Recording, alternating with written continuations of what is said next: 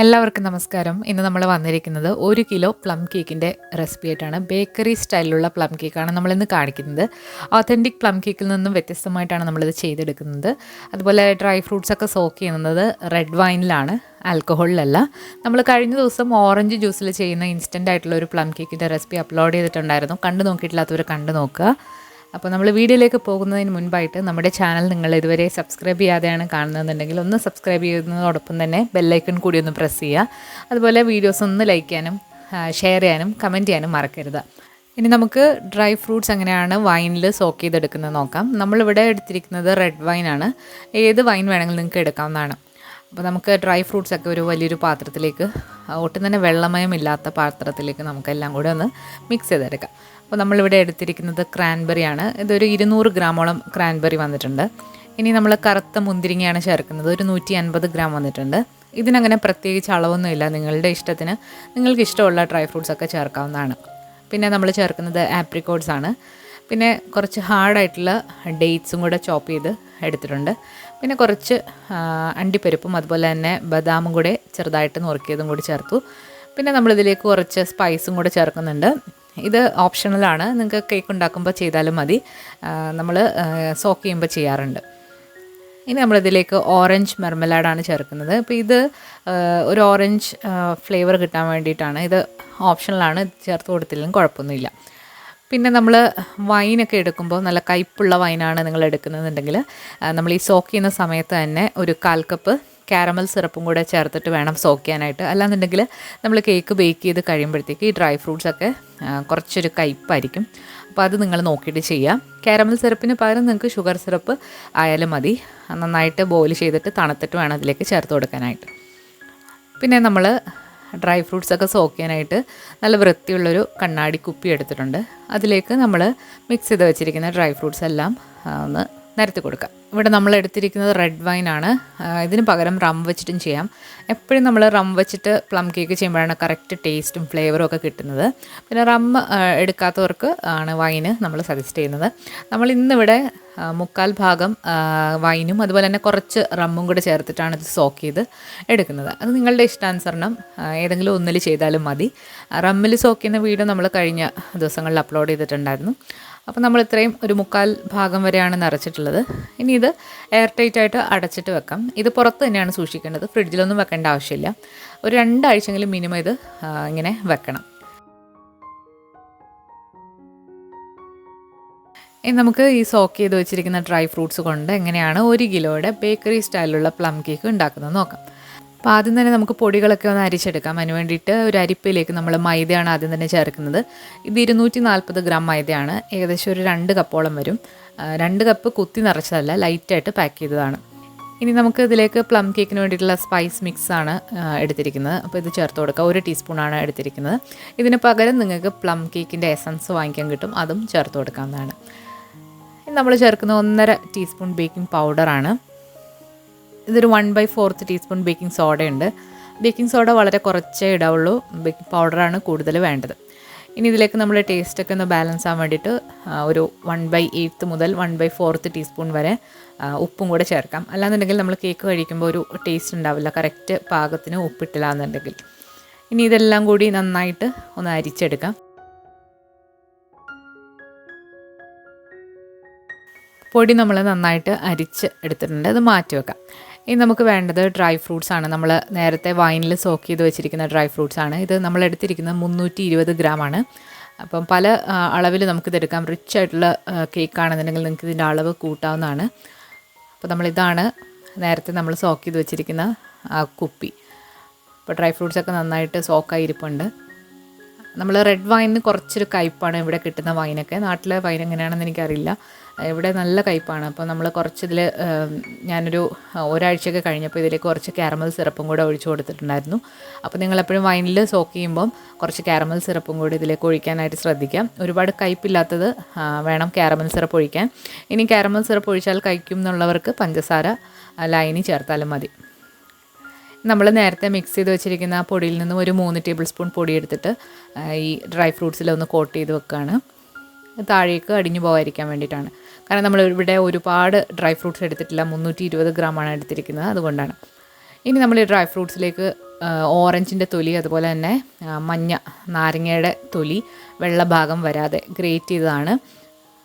നാരങ്ങാത്തൊലി ഓപ്ഷണലാണ്, ഇട്ടാൽ ഒന്നുകൂടെ നല്ലൊരു ഫ്ലേവറാണ്. നന്നായിട്ട് മിക്സ് ചെയ്തിട്ട് മാറ്റി വെക്കാം. ഇനി നമുക്ക് മാർജറിൻ ആണ് ഇവിടെ എടുത്തിരിക്കുന്നത്. ബട്ടറും എടുക്കാവുന്നതാണ്. അപ്പോൾ ഇവിടുത്തെ മാർജറിൻ വന്നിട്ട് ഒരു ബട്ടറിൻ്റെ ഫ്ലേവർ ആണ് അത് മണപ്പിച്ച് നോക്കുമ്പോൾ. അപ്പോൾ ഇത് നമ്മൾ എടുത്തിരിക്കുന്നത് 130 ഗ്രാമാണ്. ഇതിന് പകരം നിങ്ങൾക്ക് ഉപ്പില്ലാത്ത സോഫ്റ്റ് ആയിട്ടുള്ള ബട്ടറും എടുക്കാം. എപ്പോഴും ബട്ടറോ അല്ലെന്നുണ്ടെങ്കിൽ മാർജറിനോ വെച്ചിട്ട് പ്ലം കേക്ക് ചെയ്യുന്നതാണ് കറക്റ്റ് ടെക്സ്ചർ കിട്ടുന്നത്. ഓയിൽ വെച്ചിട്ട് ചെയ്യുമ്പോൾ അത്ര പെർഫെക്റ്റ് ആയിട്ട് കിട്ടില്ല. അപ്പോൾ നമ്മൾ വീട്ടിലൊക്കെ സാധാരണ ആവശ്യത്തിന് വേണ്ടിയിട്ട് ബേക്ക് ചെയ്യുകയാണെന്നുണ്ടെങ്കിൽ ഓയിൽ യൂസ് ചെയ്യാം. അപ്പോൾ ഓയിൽ യൂസ് ചെയ്തിട്ടുള്ള ഒരു സിമ്പിളായിട്ടുള്ള പ്ലം കേക്ക് നമ്മൾ വരും ദിവസങ്ങളിൽ അപ്ലോഡ് ചെയ്യാം.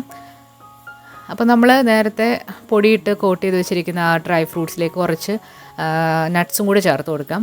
ഇത് ഓപ്ഷണലാണ്, കുറച്ചുകൂടി ഒരു ക്രഞ്ചി ഫീലിങ്ങിന് വേണ്ടിയിട്ടാണ് നമ്മൾ നട്ട്സ് ഇപ്പോൾ ചേർത്തിരിക്കുന്നത്. 1/2 കപ്പ് നട്ട്സാണ് എടുത്തിരിക്കുന്നത്. പിന്നെ നമുക്ക് 3 മുട്ട വേണം, റൂം ടെമ്പറേച്ചറിലുള്ളത്. 150 ഗ്രാമാണ് വന്നിട്ടുള്ളത്.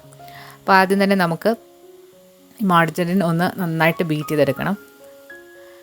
ബീറ്റർ തന്നെ യൂസ് ചെയ്തിട്ട് ബീറ്റ് ചെയ്യുന്നതാണ് എപ്പോഴും പെർഫെക്റ്റ് ആയിട്ടുള്ള കേക്ക് കിട്ടാനായിട്ട് ഏറ്റവും നല്ലത്. കൈവച്ചിട്ടൊക്കെ ചെയ്യുകയാണെന്നുണ്ടെങ്കിൽ ഒരുപാട് സമയമെടുക്കും, കൈയും വേദനയ്ക്കും, ഇത് നല്ലതായിട്ട് സോഫ്റ്റായും കിട്ടില്ല. അപ്പോൾ നന്നായിട്ട് തന്നെ ബീറ്റ് ചെയ്ത് എടുക്കുക.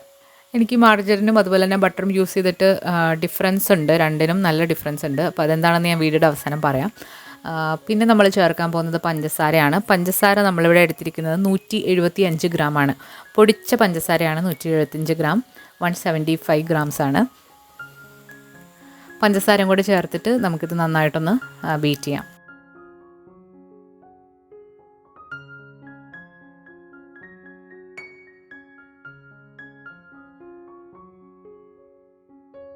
പഞ്ചസാര എല്ലാ ഭാഗത്തേക്കും നന്നായിട്ട് വരുന്ന രീതിയിൽ നന്നായിട്ട് ബീറ്റ് ചെയ്തെടുക്കുക. ഇടയ്ക്ക് നമ്മൾ സ്പാറ്റില വെച്ചിട്ട് ഒന്ന് സൈഡൊക്കെ ഒന്ന് ഒതുക്കി കൊടുക്കണം. അപ്പോൾ നല്ല ക്രീമി ആയിട്ട് വന്നിട്ടുണ്ട്, മാർജിനും അതുപോലെ തന്നെ പഞ്ചസാരയും കൂടി. ഇനി നമുക്കിതിലേക്ക് മുട്ട ഓരോന്നായിട്ട് ചേർക്കണം. അതിന് മുൻപായിട്ട് നിങ്ങൾ ഈ സമയത്ത് പ്ലം കേക്കിൻ്റെ എസൻസ് യൂസ് ചെയ്യുന്നുണ്ടെങ്കിൽ ഈ സമയത്ത് നിങ്ങൾക്ക് ഇതിലേക്ക് ചേർക്കാവുന്നതാണ്. അപ്പോൾ ഇവിടെ നമ്മൾ പ്ലം കേക്കിൻ്റെ എസൻസ് ഒന്നും യൂസ് ചെയ്യുന്നില്ല, നമ്മൾ പകരം പൊടികളാണ് ചേർത്ത് കൊടുത്തിരിക്കുന്നത്. അപ്പം ബേക്കറി സ്റ്റൈലിലൊക്കെ ചെയ്യുന്നവർ പ്ലം കേക്കിൻ്റെ എസൻസ് ആണ് യൂസ് ചെയ്യുന്നത്. അതുപോലെ തന്നെ കാരമൽ സിറപ്പിന് പകരം കളറൊക്കെയാണ് യൂസ് ചെയ്യുന്നത്. അപ്പോൾ നമ്മൾ വീട്ടിലുണ്ടാക്കുമ്പോഴാണ് കറക്റ്റ് ടേസ്റ്റ് കിട്ടുന്നത്. ടേസ്റ്റും അതുപോലെ തന്നെ കറക്റ്റ് സാധനങ്ങൾ വെച്ചിട്ട് ചെയ്യുമ്പോഴാണ് കറക്റ്റ് ടേസ്റ്റ് കിട്ടുന്നത്. ഇതിലേക്ക് നമ്മൾ കുറച്ച് വാനില എക്സ്ട്രാക്റ്റാണ് ഇപ്പോൾ ചേർക്കുന്നത്. അതൊരു ടീസ്പൂൺ വരെ നിങ്ങൾക്ക് ചേർക്കാം. നമ്മൾ നേരത്തെ ഒരു പാത്രത്തിലേക്ക് പൊട്ടിച്ച് വെച്ചിരിക്കുന്ന മുട്ടയും കൂടെ ഓരോന്നായിട്ട് ചേർത്തിട്ട് നന്നായിട്ട് ബീറ്റ് ചെയ്തെടുക്കണം. ബട്ടർ വെച്ചിട്ട് ബീറ്റ് ചെയ്യുന്ന പോലെയല്ല മാർജറിൻ വെച്ചിട്ട് ബീറ്റ് ചെയ്യുമ്പോൾ കുറച്ചൊരു വ്യത്യാസമുണ്ട്. ഇത് പിരിഞ്ഞൊന്നും പോവില്ല നമ്മൾ ബീറ്റ് ചെയ്ത് എടുക്കുമ്പോൾ. ഓരോന്നായിട്ട് ചേർത്തിട്ട് തന്നെ ബീറ്റ് ചെയ്യാം.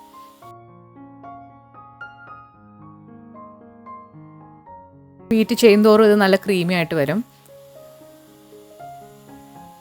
അങ്ങനെ നമ്മൾ 3 മുട്ടയും ചേർത്തിട്ട് നന്നായിട്ട് ബീറ്റ് ചെയ്തെടുത്തിട്ടുണ്ട്. ഇനിയാണ് നമ്മളിതിലേക്ക് കാരമൽ സിറപ്പ് ചേർക്കാനായിട്ട് പോകുന്നത്. ഇവിടെ നമ്മൾ റെഡിമെയ്ഡ് ആയിട്ടുള്ള കാരമൽ സിറപ്പാണ് ചേർക്കുന്നത്. ഡാർക്ക് സിറപ്പ് എന്നൊക്കെ പറയും. അപ്പം പല സ്ഥലത്തും പല പേരിലാണ് ഇത് കിട്ടുന്നത്. അപ്പോൾ ഇന്ന് നമ്മൾ ബേക്കിംഗ് സെക്ഷനിൽ നോക്കിയാൽ കിട്ടാവുന്നൊരു സിറപ്പാണ്. അപ്പോൾ ഇത് ഡാർക്കായിട്ടുള്ള ഒരു കാരമൽ സിറപ്പാണ്. കുറച്ചുകൂടെ തിക്നെസ് ഉണ്ട് നമ്മൾ സാധാരണ ഉണ്ടാക്കുന്നതിൽ നിന്ന് വ്യത്യസ്തമായിട്ട്. ഇതിലേക്ക് നമ്മൾ 1/4 കപ്പാണ് ഇപ്പം ചേർക്കുന്നത്. ഇത് രണ്ടിൻ്റെ ടേസ്റ്റ് സെയിം ആണ്. അതുപോലെ തന്നെ നല്ല കളറും കിട്ടും ഇത് വെച്ചിട്ട് ചെയ്യുകയാണെങ്കിൽ. സാധാരണ നമ്മൾ വീട്ടിലുണ്ടാക്കുന്ന കാരമൽ സിറപ്പ് വെച്ചിട്ട് ചെയ്താലും നല്ല കളർ തന്നെ കിട്ടും. അപ്പം എങ്ങനെയാണ് കാരമൽ സിറപ്പ് ഉണ്ടാക്കുന്നത് എന്നുള്ളത് ഒരുപാട് പ്ലം കേക്കിൽ നമ്മൾ അപ്ലോഡ് ചെയ്തിട്ടുണ്ട്. 1/4 കപ്പ് പഞ്ചസാരയും 1/2 കപ്പ് വെള്ളം വെച്ചിട്ടാണ് നമ്മൾ സാധാരണ 1 കിലോ കേക്കിന് വേണ്ടിയിട്ട് ഉണ്ടാക്കുന്നത്. ഇനി നമ്മളിതിലേക്ക് ചേർക്കുന്നത് 1 ടീസ്പൂൺ ബ്ലൂബെറി ക്രഷാണ്. ഇത് ചേർക്കുമ്പോൾ ടേസ്റ്റിൽ വ്യത്യാസമുണ്ടോ എന്ന് ചോദിച്ചാൽ വലിയ വ്യത്യാസമൊന്നും എനിക്ക് തോന്നുന്നില്ല. പിന്നെ ഒരു കളറിൻ്റെ കുറച്ചുകൂടെ ഡാർക്കായിട്ട് കിട്ടാൻ വേണ്ടിയിട്ടാണെന്ന് തോന്നുന്നു ബ്ലൂബെറി ക്രഷ് ചേർക്കുന്നത്. ഇനി നമ്മൾ ഇതിലേക്ക് ഒരു 2 ടീസ്പൂൺ മിൽക്ക് മെയ്ഡും കൂടെ ചേർക്കുന്നുണ്ട്. മിൽക്ക് മെയ്ഡ് ചേർക്കുമ്പോൾ നല്ലൊരു മിൽക്കി ഫ്ലേവർ കിട്ടാൻ വേണ്ടിയിട്ടാണ്. കാരണം നമ്മളിവിടെ ബട്ടർ അല്ലല്ലോ യൂസ് ചെയ്തിരിക്കുന്നത്. ബട്ടർ യൂസ് ചെയ്യുകയാണെന്നുണ്ടെങ്കിൽ മിൽക്ക് മെയ്ഡിൻ്റെ ആവശ്യമില്ല. ഇപ്പം വെജിറ്റബിൾ ഫാറ്റാണ് മാർജറിൻ എന്ന് പറയുന്നത്. അപ്പോൾ ആ ഒരു മിൽക്കി ഫ്ലേവർ കിട്ടാൻ വേണ്ടിയിട്ടാണ് മിൽക്ക് മെയ്ഡ് ചേർത്തിരിക്കുന്നത്. മിൽക്ക് മെയ്ഡ് കൂടെ ചേർത്തിട്ട് നന്നായിട്ട് ബീറ്റ് ചെയ്യാം.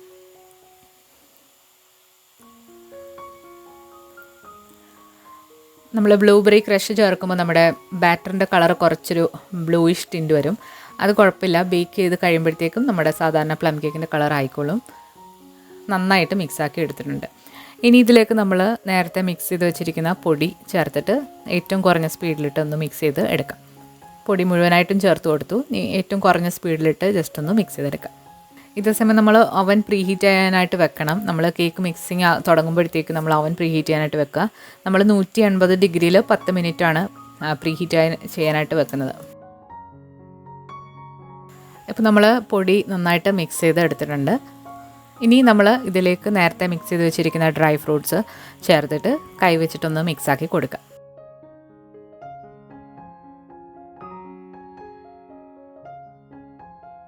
നമ്മൾ കേക്ക് മിക്സിങ് സ്റ്റാർട്ട് ചെയ്യുന്നതിന് മുൻപായിട്ട് തന്നെ നമ്മൾ കേക്ക് ബേക്ക് ചെയ്യാനുള്ള പാത്രമൊക്കെ ലൈൻ ചെയ്ത് ബട്ടർ പേപ്പറൊക്കെ ഇട്ട് റെഡിയാക്കി വെക്കണം. അപ്പോഴാണത് കറക്റ്റായിട്ട് നമ്മൾ പെട്ടെന്ന് അതിലേക്ക് ഒഴിക്കാൻ പറ്റുന്നത്.